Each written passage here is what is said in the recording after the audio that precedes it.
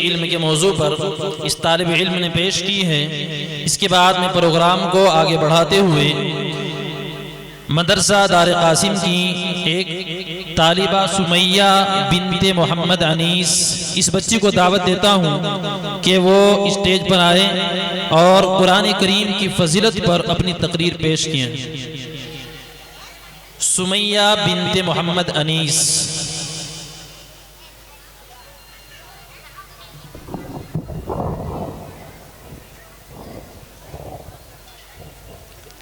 अस्सलामुअलैकुम।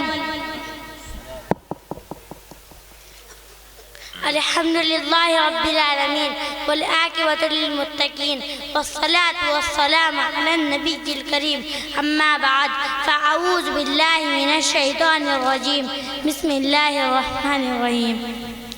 लौ अंज़लना हाज़ल क़ुरआन अला जबलिन लरअयतहु ख़ाशिअन मुतसद्दिअन मिन ख़श्यतिल्लाह वक़ाल रसूलुल्लाह सल्लल्लाहु अलैहि वसल्लम इक़रउल क़ुरआन फ़इन्नहु याती यौमल क़ियामति शफ़ीअन लिअस्हाबिही रवाहु मुस्लिम औ कमा क़ाल अलैहिस्सलातु वस्सलाम। सबसे बड़ी अता खुदाए करीम की वो दौलत है जो हमको दी कुरान करीम की, उसकी मिसाल चाहे तो हश्र तक ना पाए, पढ़ते रहें जो उसको दूर हो उनकी बलाएं। या इलाही तू हमें आमिल कुरान कर दे, या इलाही तू हमें आमिल कुरान कर दे, फिर नए सिरे से मुसलमान को मुसलमान कर दे। वो पैगंबर जिसे सताज रसूल कहते हैं उसकी उम्मत को ज़रा ताबे कुरान कर दे। नौजवान दोस्तों, कुरान पाक एक मुकम्मल दस्तूर हयात है जिसकी तालीमात मुकम्मल तौर पर फितरत इंसानी और अक्ल सलीम के ऐन मुताबिक है। कुरान करीम हक़ व बातिल की कसौटी है। कुरान करीम की तालीमात से अरब कौम ऐसी ताकतवर हो गई कि उसके आगे केसरो व किसरा रोम वाइस सब सैनिको हो गए, और क्यों ना होते। ये अहकुमुल अहकमीन का कलाम है, सुल्तानुस सलातीन का फरमान है, सुतूत जबरूत वाले बादशाह का कानून है, जिसकी हमसरी आज तक न किसी बड़े से बड़े आदमी से हुई और ना ही हो सकती है। इसी तरीके से इंसान का कलाम अल्लाह के कलाम का मुकाबला नहीं कर सकता। नबी करीम सल्लल्लाहु अलैहि वसल्लम का फरमान है, फज़्लु कलामिल्लाहि अला साइरिल कलामी कफ़ज़्लिल्लाहि अला साइरिल ख़ल्क़ि। हज़रत इक्रमा रज़ियल्लाहु अन्हु का बेहोश हो जाना यही तो वजह थी कि जब हज़रत इक्रमा रज़ियल्लाहु अन्हु कुरान करीम को तिलावत के लिए खोलते थे तो बेहोश होकर गिर जाया करते थे और उनकी ज़बान से ये कलमात जारी हो जाया करते थे, हाज़ा कलामु रब्बी, हाज़ा कलामु रब्बी, ये मेरे रब का कलाम है, ये मेरे रब का कलाम है, इसको मैं अपनी ज़ुबान से कैसे अदा कर सकता हूँ। यही वो किताब हिदायत है जिसके नाजिल होने की खुशखबरी तमाम साबिक़ अंबिया अलैहिस्सलाम ने दी। यही वो अल्लाह का कलाम है जो लोहे महफूज में तहरीर है और जिसकी हिफाजत पर मुकर्रर तरीन फरिश्ते मामूर है।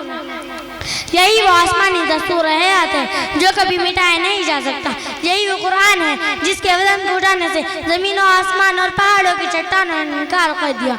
यही वो कुरान है जिसको सुनकर तुफैल दोसी और जुबैर इब्न मुतइम जैसे संगदिल ईमान लाने पर मजबूर हो गए। यही वो कुरान है जिसकी हिफाजत का वादा खुद अल्लाह ने लिया है, फरमाया इन्ना नहनु नज़्ज़लना ज़िक्रा व इन्ना लहू लहाफ़िज़ून। यही वजह है हर ज़माने में कुरान करीम को ख़त्म करने की कोशिश की गई। अंग्रेज़ हिंदुस्तान आए, तकरीबन 3 लाख कुरान पाक के नुस्खे नज़ात पेश किए गए, उलमा और हिफ़ाज़ को फांसी पर लटकाया गया, लेकिन कुरान करीम को किसी किस्म की आँच ना आ सकी। आखिर मजबूर होकर अंग्रेज़ों को कुत्तों की तरह भागना पड़ा।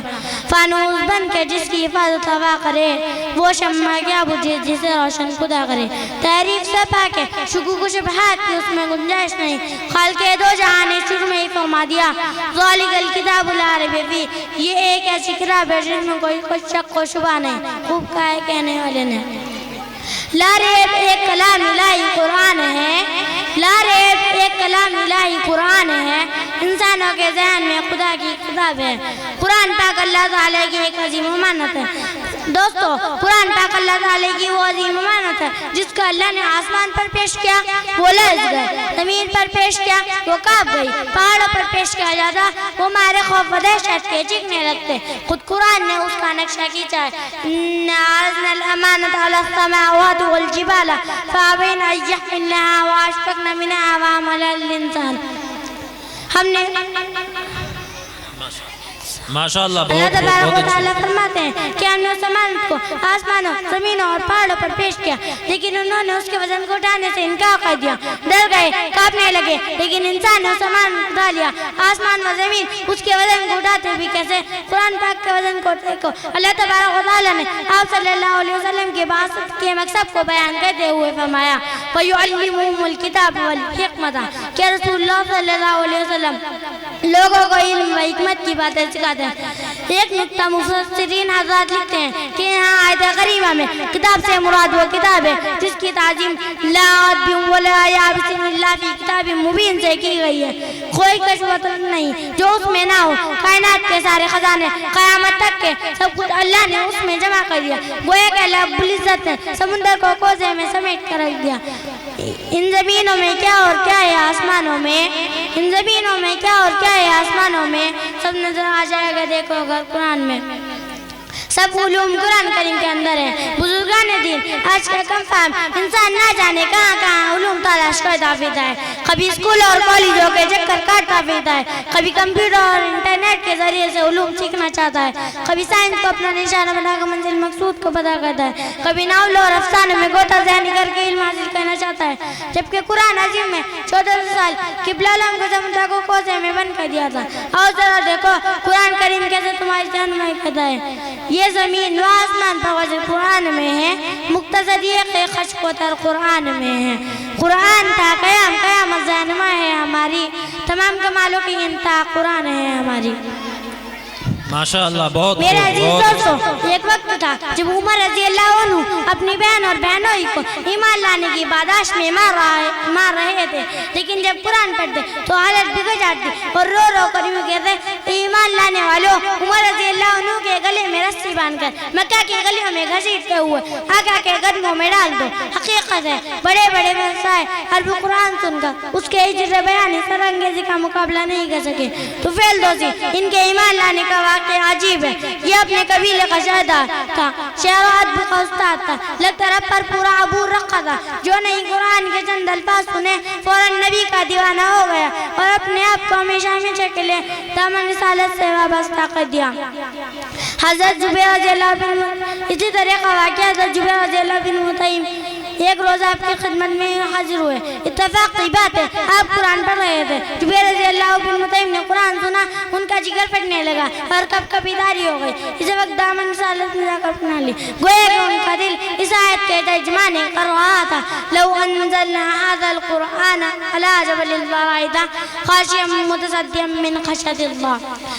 कुरान पाक की हिफाजत ये भी इस किताब का एजाज है कि इसकी हिफाजत का वादा खुदा ने लिया है। आज खुदा ने लिया है। माशाअल्लाह, बहुत अच्छे बहुत अच्छे। इन्ना नहनु नज़्ज़लना ज़िक्र व इन्ना लहु लाफ़िज़ून। यही वजह है 1400 साल का ऐसा गुजर गया, किसी किस्म की तारीफ ना हो सकी, पर उन वक्त में उसको मिटाना चाहा।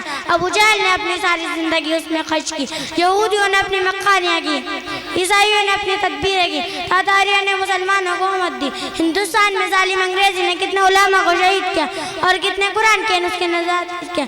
आज पर उन वक्त बस क्या कुछ नहीं कर रहा है, लेकिन शायद इनको मालूम नहीं कि जब अल्लाह किसी चीज़ की हिफाजत करने पर आते हैं तो परिंदों से भी काम लेते हैं। सुनाते हैं जालिमों का साफिल की लाकत का वाक़या अल्लाह को दुश्मनों से भी काम ले लेता है। नूह अलैहिस्सलाम की कश्ती का वाक़या, मूसा अलैहिस्सलाम की परवरिश का वाक़या कि फिरौन की गोदियों में पल रहे हैं। हज़रत नानतो रहमतुल्लाह का इस कुरान। दोस्तों मैं बतला रही थी कि कुरान की हिफाजत का वादा खुद अल्लाह ने लिया है। आज करोड़ लोग कुरान को अपने सीने में बसाने वाले मिल जाएं। अल्लाह ने कुरान को हिफ्ज़ करने के लिए आसान बना दिया। जैसे कि हज़रत नानतो रहमतुल्लाह ने पहला हज पानी के जहाज़ के जरिए किया, दौरान सफ़र रमज़ान आ गया। इत्तेफाक की बात है जहाज़ में कोई हाफिज़ भी नहीं था। हज़रत को बड़ी क्या होता है, इसी रोज़ कुरान याद करने बैठे, रोज़ाना एक पारा याद करते, वही दराबी में सुना देते। बूढ़ा आदमी भी इसको अपने सीने में बसा लेता है। मेरे अजीज दोस्तों, आज तो कुरान घरों की जीनत बना हुआ है, महीनों कुरान को उठाकर देखने की तौफीक नहीं। बताओ फिर आफत को ना आए, बरकत कहाँ से आए? कुरान को तो तुमने बुला दिया। फरिश्ते उनके घर जाने का रास्ता छोड़ देते हैं जो सुबह उठकर कुरान पढ़ना चाहते हैं। कुरान सीखना भी सिखाना भी सवाब है। कुरान की तो बात बताना भी सवाब है। जिस शख्स का भी खिदमत कुरान काम है, जन्नत में उसके वास्ते आला मुकाम है। माशाअल्लाह, बहुत अच्छे। अल्लाह ताला में कहने सुनने से अमल करने की तौफीक अता फरमाए। माशाअल्लाह, बहुत ही अच्छी तकरीर इस बच्ची ने आप हजरात के सामने पेश की।